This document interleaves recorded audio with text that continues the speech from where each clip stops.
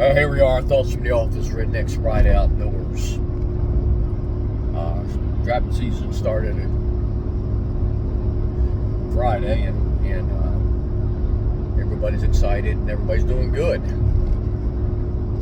As I'm looking at all the posts and listening to the people, have people ask questions. The question is statement, whatever you want to call it, seems to come up a lot about dog proofs. And typically we hear that every raccoon is going to grab the trigger and pull it. And if you're in a area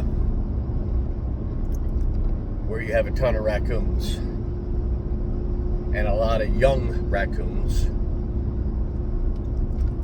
then that could seem like it's reality.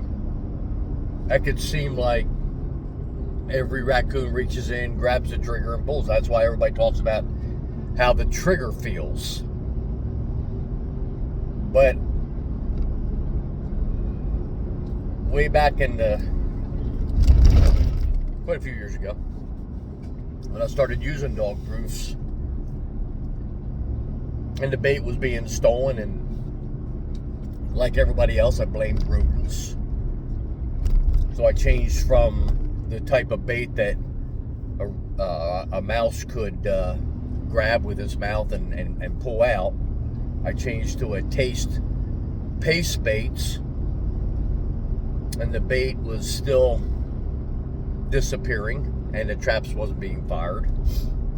Got pull traps only, okay? Push pulls, when I was over in PA working with push pulls, was a different situation. But anyway, with the pull systems, and I noticed even the taste baits was being taken. Then, checking things out, I figured it out that I needed to put something over top of the bait that when the raccoon pulled on that to get it out of the way, that the trigger would be pulled up also, and my catch rate went up like crazy.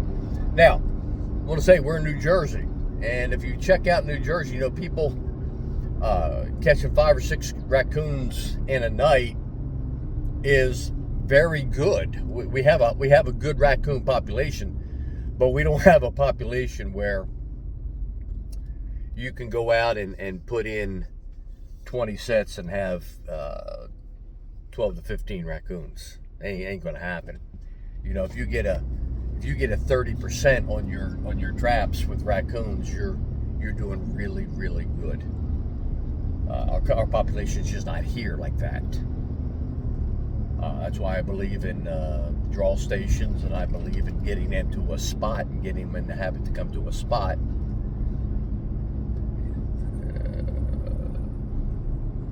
And then working from there, and I won't go into detail because I'll be stealing my thunder for the school. But anyway,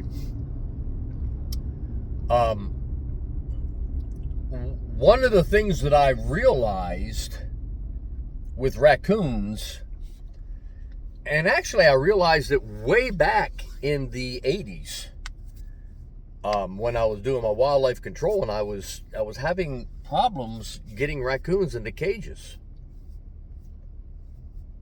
Let me rephrase that. I was having problems with raccoons not setting off cages. And I started to watch my cage traps. Again, understand, I'm not talking as a fur trapper right now. I'm talking to you as a wildlife control specialist. And I started doing wildlife control in 1979, and 88 and 89, things was, raccoons in cages was being a pain to me sometimes. So I started to watch the raccoons in the cage at the job site. I would go out right before dark at these jobs where I knew the raccoons was at, and I would watch the raccoon come out of the hole in the roof, and I would watch it walk up to the cage, And I would watch how they worked the cage strap trying to get the bait. A lot of them worked them from the outside. But the ones that really intrigued me was the ones that would go into the cage strap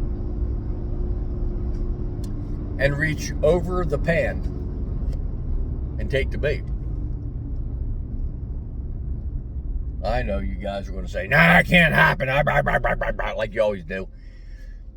Get your butt out there and watch it, and you know, just spend some time out there instead of ridiculing Jonesy and saying just get your butt out there and prove me wrong, okay? You know who you are. But I watched many raccoons reaching over the pan and taking the bait. And I watched many raccoons literally grab the pan and pull it to them. Okay? Which, in fact, locked the door open more, and then they would reach over and grab the bait. And I don't know why they was grabbing the pan and pull it to them, other than animals tend to pull things to them rather than push. Okay? So instead of stepping on the pan, and pan position also, I noticed that the higher the pan, the more they grabbed it and pulled it to them. But anyway, getting back to what we're talking about here with DPs. What I noticed after watching hours and hours and hours of watching raccoons walking in a cage strap, taking the bait and walking out, most people would just say, oh, he's doing this or he's doing that. But I started to try to figure out why is he doing it, how's he doing it, and the whole kit and caboodle. And I came to realize, I don't know if that's good English or not, but I saw one common denominator in all the raccoons, whether he was pulling the pan to him and stealing the bait or reaching over the pan and stealing the bait. The common denominator was they was all balanced. They was either sitting on their haunches or they was able to stand balanced, and they could reach in and was perfectly balanced, reaching in and grabbing the bait, pulling it, eating it, and reaching back in. That's where I developed the throw them off balance mindset that I talk about in the trapping school. I found that if I could throw them off balance, that they couldn't reach over the pan to take the bait. And in fact, they had to step down onto the pan and fire the trap. Now, there's plenty of you experienced guys that's going to say, it's just because you don't know what you're doing, Jonesy, and all that. Well, you're right. I don't know what I'm doing. I've only caught 1 or 2 raccoons in my life, and 2 or 3 skunks too. You know, so all this is just statements based on not doing anything. You know who you are.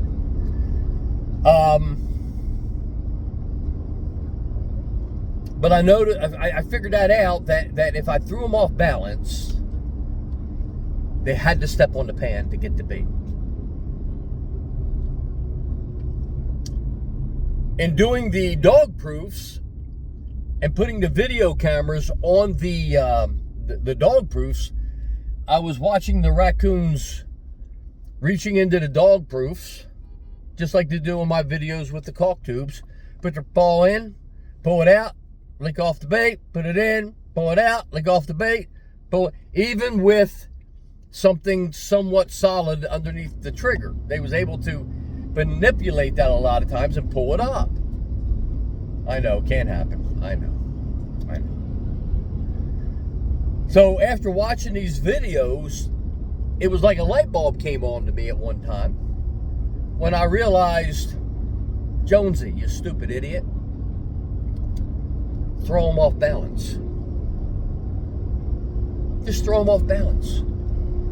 If you throw them off balance, they can't maneuver inside the dog proof like they can if they're sitting on their haunches, reaching in with both hands and feeling around. And that's when I came up with the mindset of throw them off balance for the dog proof. And there's been a few people that's picked up on it. I mention it a lot of times. I don't come right out and say I'm throwing them off balance, but I allude to it to make you think about it. Again, this is one of my trademarks, make you think about it and come up with the answer rather than just tell you to come up with the answer. So I'm telling you to think about what I'm saying to you. Throw them off balance. Throw them off balance so they are going to pull or have to have something pull that trigger up in the DP rather than just going in and cleaning out your dog-proof trap. Again, if you've got, I used to think I was a pretty good coon trapper. I told you that. When I first started, when we figured out dog-proofs, I got my butt handed to me down in Texas. I literally got my butt handed to me. I was setting up dog-proofs at deer feeders and not a stinking coon caught. Not a coon caught. Good bait. Bait on the outside of the DP they was eating, but they wasn't eating on the inside. And that led me to thinking things out of the box, and that's when I started to realize, yep, deer feeders have a unique situation to them. You've heard me say, you set up your traps at a deer feeder, you catch 2 or 3. The next night you catch 1 or 2. And the third night you don't catch any, and you still got 10 or 12 raccoons walking around there. Pull your traps up for 5 to 10 days, put them back in there, and you catch 2 or 3. You catch 2, you catch 1, then you don't catch any again. There's a reason for that. There is a reason for that. And I found that out by accident too, or by a video. But anyway, everything I'm talking to you about is not absolute 1, 2, 3, ABC. Everything's got to change. So you may be in an area where you have massive amount of raccoons. And every time you come to your DP trap, you got a raccoon caught. All right, you're catching the 80%, you got a ton of them. And I used to beat my chest. IR trapper! Because I used to come to a cage trap or a DP trap and got a raccoon, man, I'm good. And then I realized I ain't that good. I'm missing a bunch. I'm missing a bunch. So just something to think about. Oh, by the way, I think I'm going to just start relying here on YouTube for my videos. Not post them up anywhere else. Just let the YouTube take them. That way, if you want to look at them, you can. If you don't want to look at them, you don't have to. You know who you are. But in order to do that, I need you to do me a favor for those of you who like these videos, and there seems to be 2 or 3 of you that do. These low quality videos. If you like them, please subscribe and like. Help me out a little bit, please. Just giving out tidbits and a little bit of stuff like that. So if it's of any value to them, just I could really use a subscribe, and I could really use a couple likes. All right. I want you to think about what I said today about the DP. I don't care if you've been trapping 3 days or 10 years or 50 years. Think about what I just said. If I'm wrong, I'm wrong. I don't care.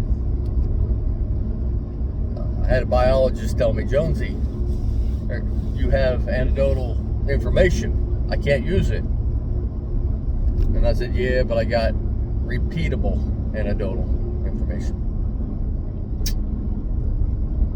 All right. I'll talk to you later. Thoughts from the Office, Redneck Pride Outdoors. I'll catch you later. Bye-bye.